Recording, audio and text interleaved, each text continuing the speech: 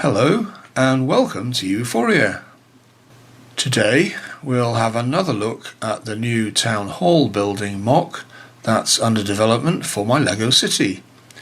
It's going to be quite a large building that has an important place in the centre of the city. Last time we looked at the structural design, and now we're going to develop more detail for the design of this MOC. This video is part of a series explaining how I developed the concept, design and build for a LEGO creation of my own design, a MOC or my own creation. In previous videos we looked at the inspiration for this project, the development of the initial concept, the development of an outline design, and then the structural design for this MOC. There are links to those videos in the description below. In this video, which is part 5 of the series, we'll take the structural design, which we developed in the previous episode, and take the design further into the detail. We'll be covering the rest of the design and build of the MOC in later episodes in this series, so look out for those coming up. Before we start on the detail, let's summarise what the design looks like so far.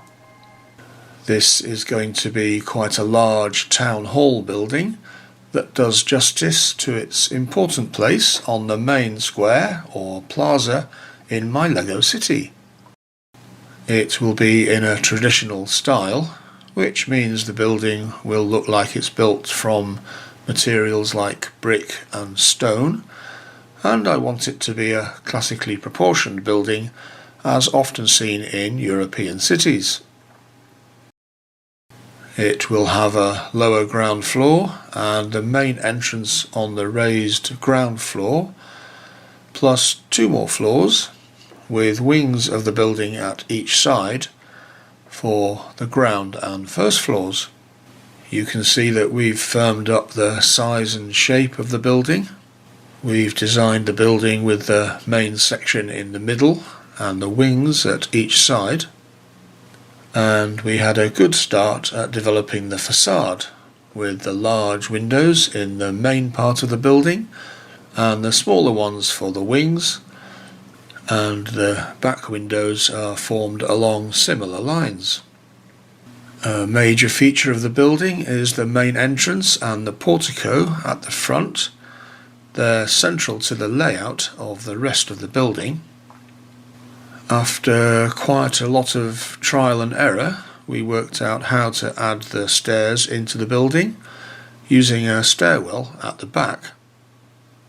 We had a first look at the structure of the roof, although it still needed some work, and we've divided the model into sections which will be built as separable modules when I get round to building this MOC out of real LEGO.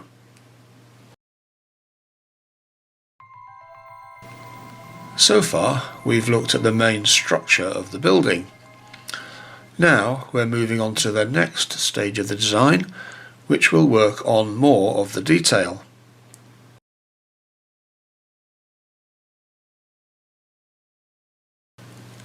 There are still quite a few things to decide as we develop the detailed design, such as how to fit in stairs between the levels, exactly how to build the roof, details of doors and windows we're going to use, how to make the clock and carillon that will go on top of the building, the internal structure, that is the interior walls, making the interior spaces and rooms, and a look at the construction details, that is to say which bricks I'm going to use and their colours and availability. We'll deal with quite a lot of those decisions in this phase, and the result will be the detailed design.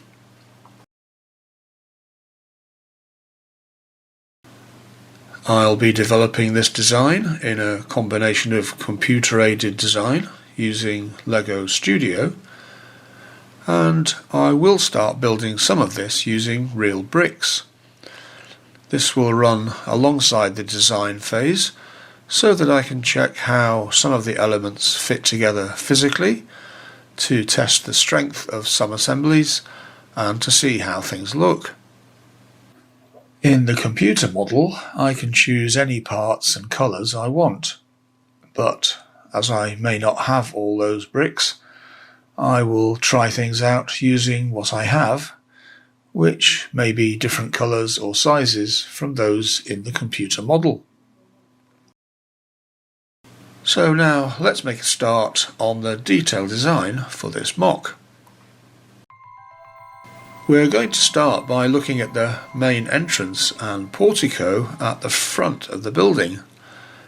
This is one of the main features of the building. I spent quite a lot of time developing the design for the main entrance and the portico, which is a major feature of the building that interested me and is central to the layout of the rest of the building. As we said in the structural design, we cheated a bit with this by extending beyond the base plate so that we can have an impressive portico with steps on all sides. If we didn't want to do this, it's relatively easy to reduce the depth of the portico back to 6 or 8 studs to keep within the base plate. I liked using these arch pieces for the portico arches and wanted to reflect that back into the main entrance. So I kept that sort of arch form above the main entrance doors, but then couldn't quite work out how to fill in the semicircular space above the entrance. In the end, I looked at using some curved tiles to fit within the arches and used this idea to provide some detail above the front entrance.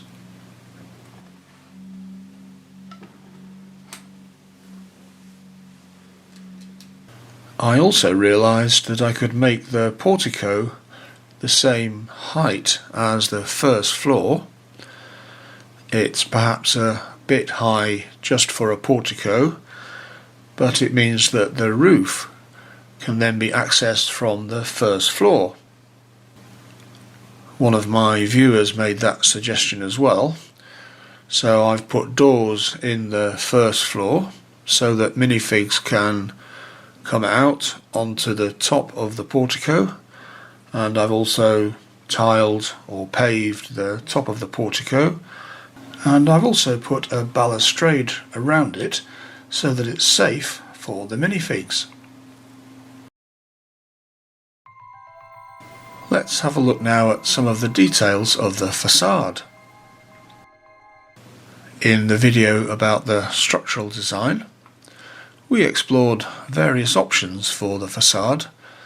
There are lots of possibilities for different sizes and layout of windows.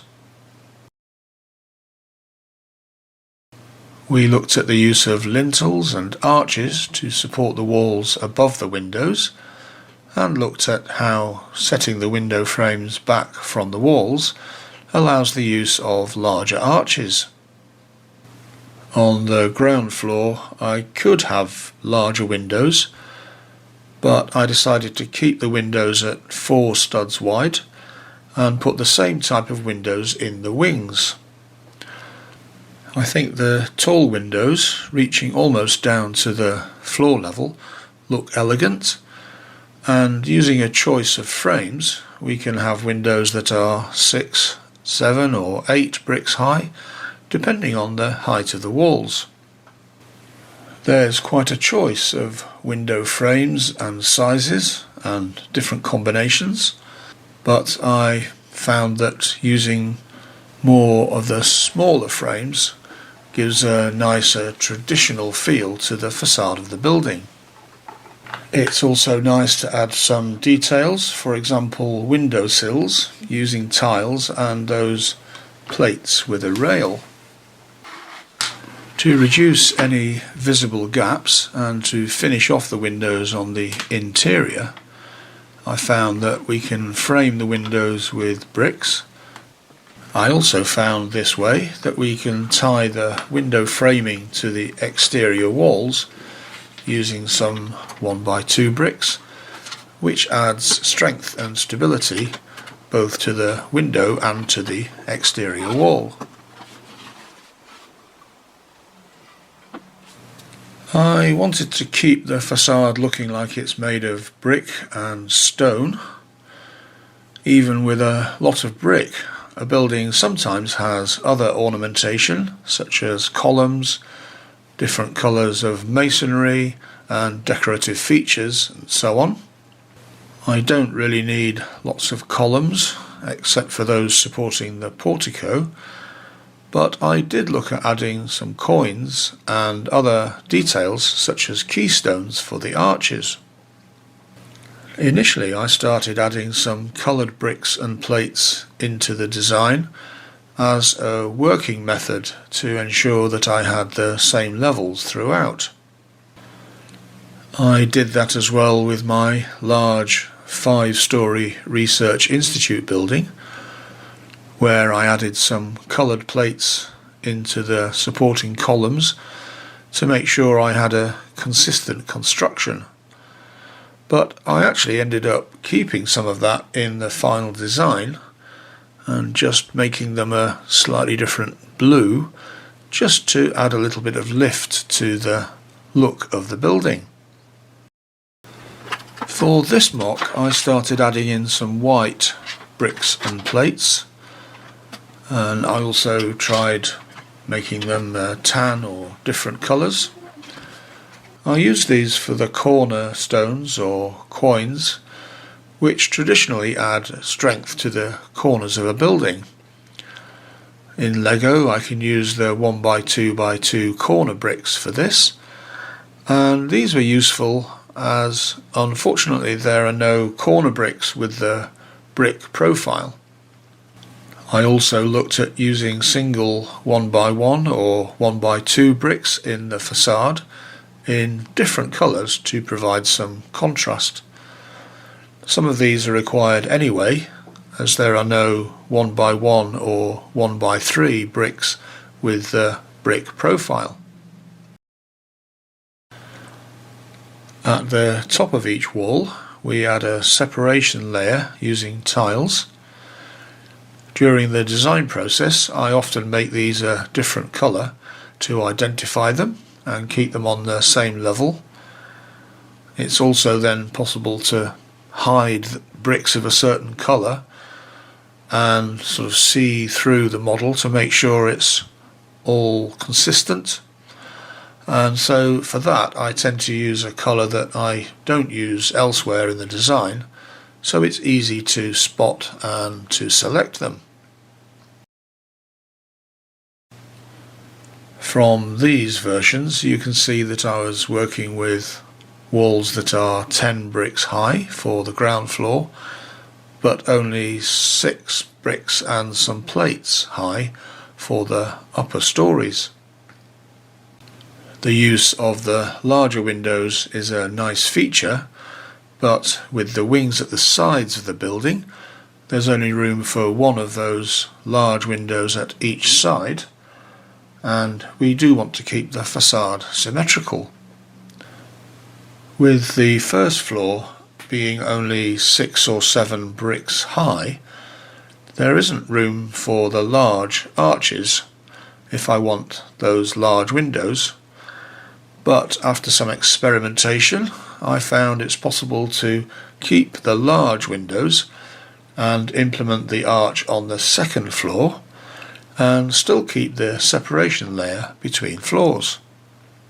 So I continued iterating the design of the facade as I played around with the different layouts, the wall heights, the plates required for the separation layer, and bricks in the walls to build up the design of the facade, and also, as you'll see in a minute, in designing the stairs which ended up driving some other changes in the design.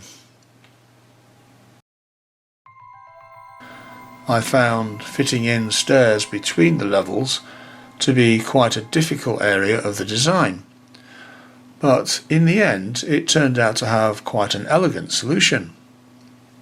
In the video on the structural design, we looked at various options for including a staircase in the building. After a lot of trial and error, eventually we decided to put a stairwell at the back of the building. That forms a kind of rear extension and keeps the stairs out of the way. We developed the idea of the stairwell at the back of the building to avoid complicating the internal layout and needing to have holes in each floor and needing internal walls to protect and support the staircases. Having the stairwell at the back also provides space for a rear entrance to the building with stairs up to the ground floor level, and I've also included a space for stairs down to the lower ground within the stairwell. I still found that the stairs were difficult to fit in, and of course the number of stairs needed depends on the height of the walls. So for the ground floor, where the height is around 10 bricks, there are 10 stairs needed. I like to keep the stairs consistent at 1 brick high for each stair. So with the structure complete, the stairs still don't fit in the stairwell. It took lots of iterations with the floor heights and the number of stairs and their arrangement to get to the point where I was reasonably happy with the way the stairs worked. In the end, I found an arrangement that works consistently by adjusting the size of the stairwell and the placement of the internal walls so that the stairwell and the interior hallway on each level are the same width. The consistent width of the stairwell and the interior hallway makes it easier to solve the puzzle of the shape for the roof, as it provides support for the arches, which support the central part of the roof, and the clock on the top. You'll see that when we come to look at the design of the roof. Due to space constraints at the back here, I ended up with a separate entrance to the stairwell which goes down into the basement. But of course, as there isn't an actual basement for this building, I can't build them going down into the base plate, so I've just left a space for them in the stairwell. Well, this is quite a large MOC, and there are quite a few more areas of detail that we still need to cover. But to avoid this video getting too long, we're going to take a break here. We still need to work out the design of the roof, or the roof sections, a look at more details of the interior and exterior, and some other aspects of this design. We'll also start thinking about colours and whether the bricks to realise this design are actually available in the colours and sizes that we need to make the model. So, sorry we couldn't finish in this video, but please come back for the next episode where I'll complete the detailed design of this MOC. Thanks for watching so far. Please let me know what you think in the comments below, and subscribe to this channel if you want to see the rest of this series and more videos about LEGO modular buildings and my LEGO city.